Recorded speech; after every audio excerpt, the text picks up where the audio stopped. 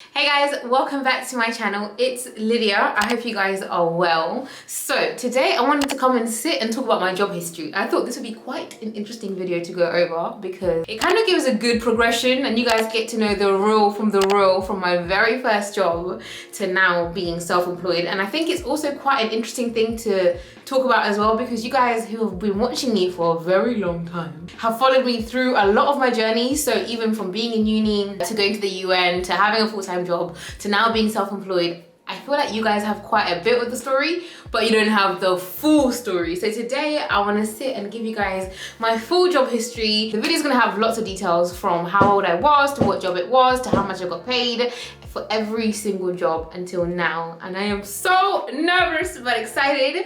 So yeah, let's go. Okay, so from the very top, my first job ever was as a paper girl. So I used to deliver newspapers in the local neighborhood on the weekends, Saturdays and Sundays, for £10 per week.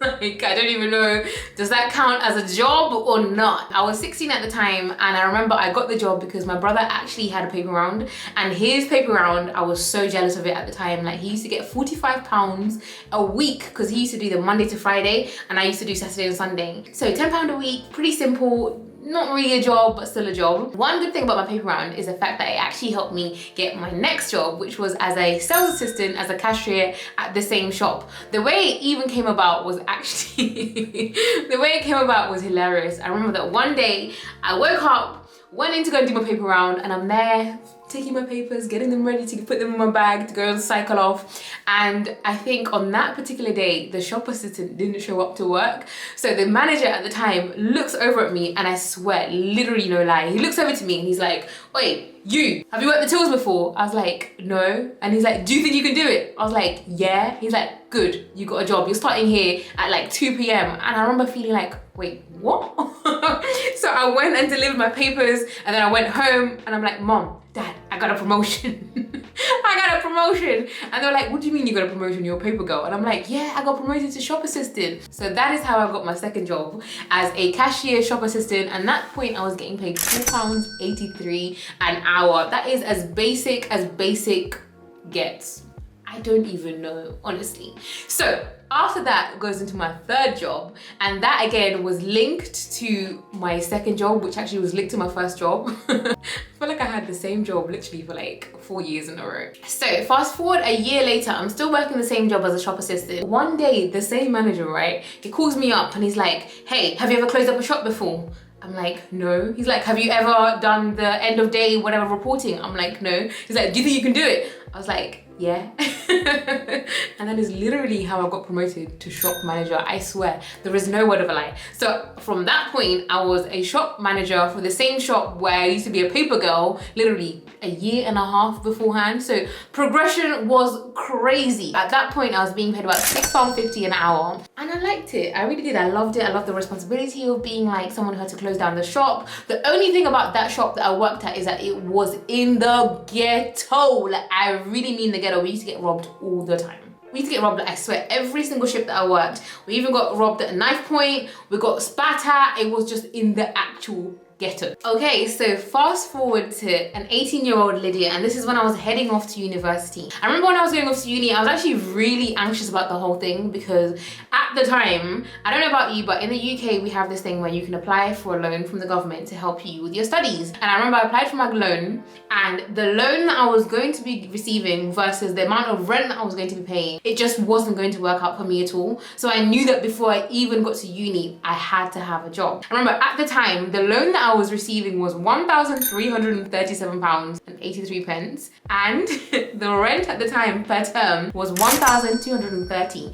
That left me with about 100 and something pounds spare for the term to live off. It just didn't make sense. So I knew that I had to get a job. So first year, I'm walking through town center and whatever, and I remember there was some lady handing out flyers. Okay, so I pick up the flyer and it's for the local club, one of my favorite clubs at the time, Kukui, right? If you know Cheltenham, you know the club. So Kukui while hiring, Kukui is the club, and it said that all you had to do is submit a picture of yourself and your CV and then send it off to the email and then get back to you. I went home all excited, attached my CV, well, attached what I thought was my CV, and my picture. But what happens is that months later on, when I got the job, when I realized I got the job, right, I'm going through my emails and I literally realized I never ever attached my CV. All I ever sent was a picture of my face.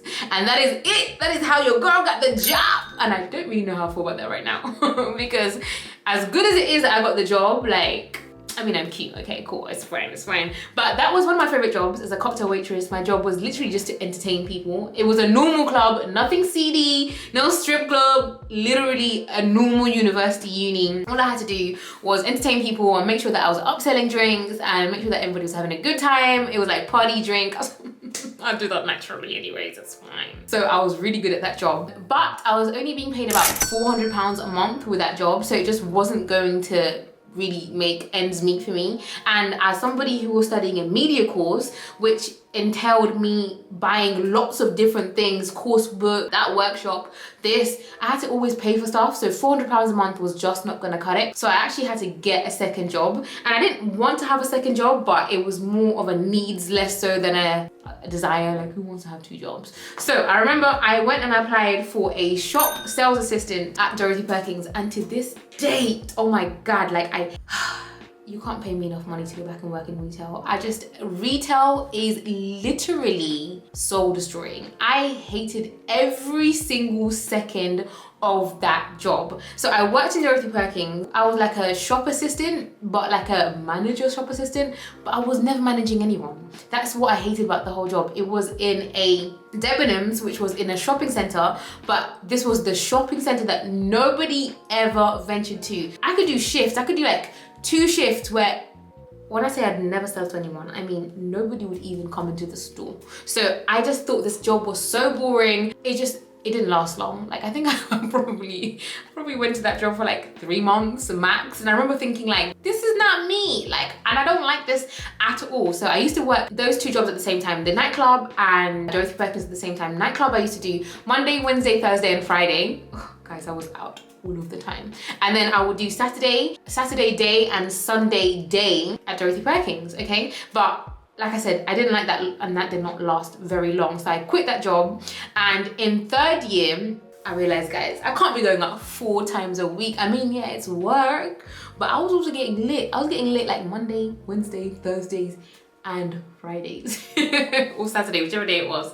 I was getting lit like 4 times a week, and it just wasn't going to be helpful for 3rd year, obviously writing a dissertation and stuff. So in 3rd year, I decided that I actually can't be working this nightlife anymore. I can't be staying up until like 4 or 5 a.m. in the morning, going to bed at 6 a.m., waking up at 11 p.m. and then trying to go to the library. Like, it just wasn't working out for me. So I had to quit my night job, and with that, I decided to replace it with a job at Waitrose. And that, oh, if you have ever worked with John Lewis and Partners, you already know I loved that job. So I was a sales assistant and I was earning at around £6 an hour. It really wasn't much work, but this job was really perfect for me at that time in life, because I remember I was writing my dissertation, and all I ever did at Waitrose, as in all I ever did, besides 1 shift when I was arranging trolleys, and I remember taking a picture and saying to my mom, I was like, Mom, I was on trolley duty. I didn't like it. What I loved most about working at Waitrose is the amount of time that I actually had to think. It sounds crazy that I had time to think when I was working,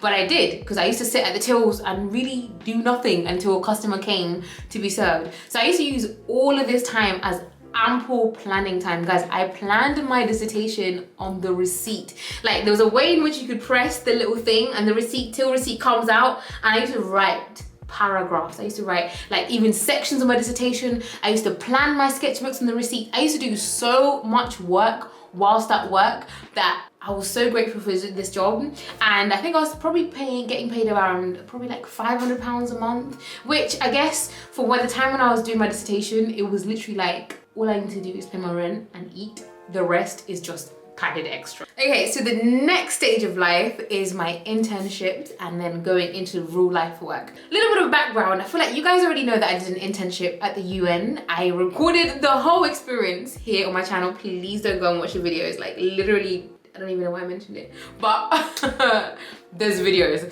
So the way the UN job actually came around is quite interesting. My dad is the one who actually wanted me to apply for it. My dad had a friend who worked at one of the UN campuses, I don't know whichever one, and he was like, Auntie so-and-so works at such and such, and she thinks that you'd make a really great candidate as an intern. And I was like, what do I know about the UN? And it was like a marketing media intern job. And I was thinking, as much as I don't know anything about the UN, I know stuff about marketing and I know stuff about like interning. Like, it doesn't really take much of a genius. And I liked the idea of having the UN as on my CV as well, because obviously it's the United Nations. Though I didn't realize how long the application was. I didn't realize how long and rigorous the process was.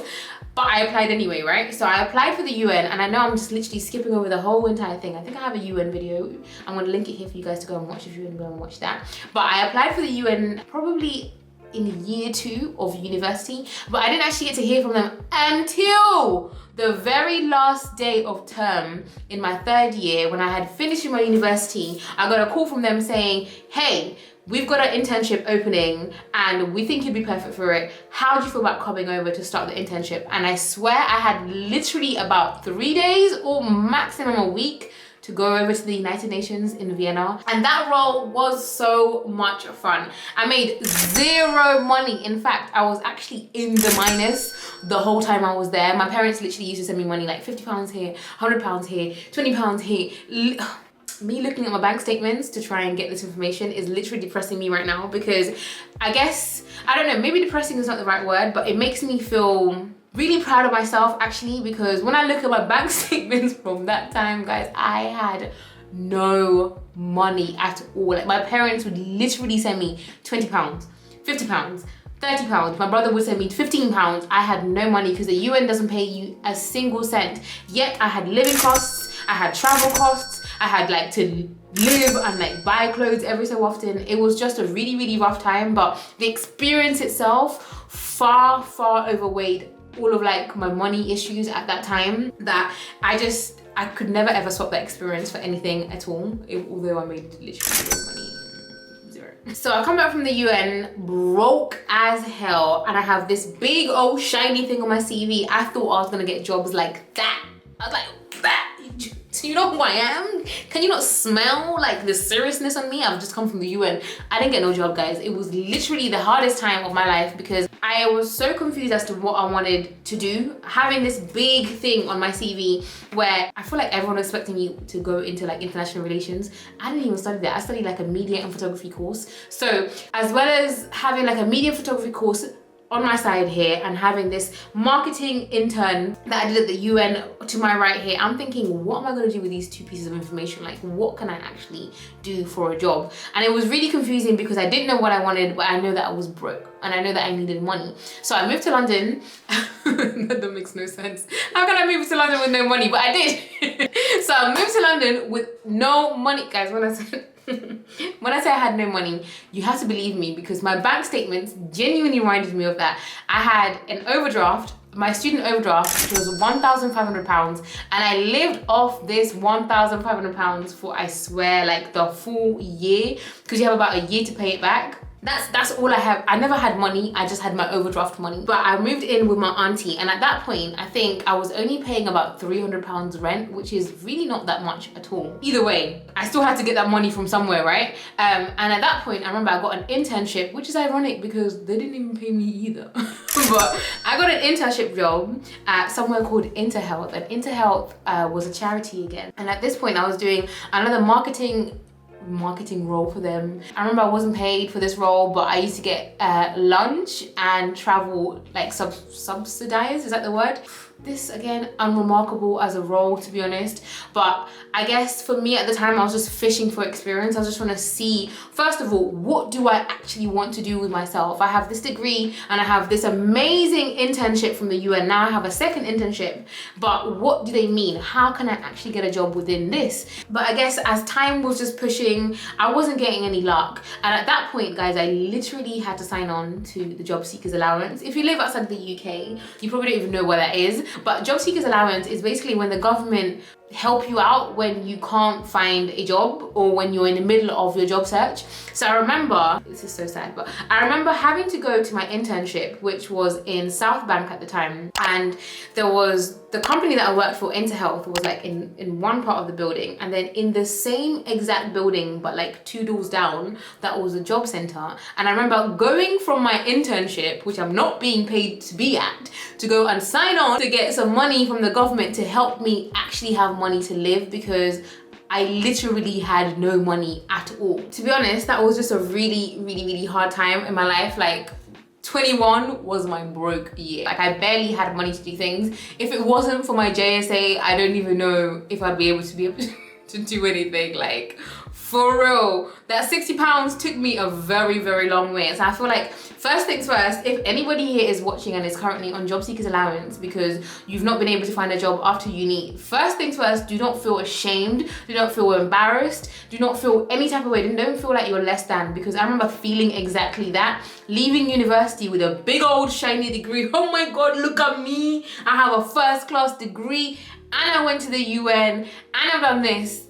But it's like that still wasn't good enough. So I can't even imagine what it feels like right now being in a pandemic where people are literally losing their jobs, and so first-time graduates don't even have the chance. Like I feel really sorry. And when I think about my own experience and how demoralizing the whole thing was, I just hope that you guys give yourself and allow yourself some grace, because it's tough enough as it is. Like it's tough enough with that there being one virus in the air trying to kill us all, like for real, okay? So I guess after that time, after just doing interning and not really being clear about what I wanted to do, and being broke is the main like, this is the main highlight of my life at this point, I figured that I had to get a job, and I started going on Guardian jobs, just applying for any job. At this point it was like, anybody who will hire me and give me a salary, I am here for the taking. Please, let's go. So I started applying for jobs, all types of jobs, and I think the easiest job to always get is a job in sales. So I ended up applying for a job. In fact, I ended up applying for several jobs with several recruiters,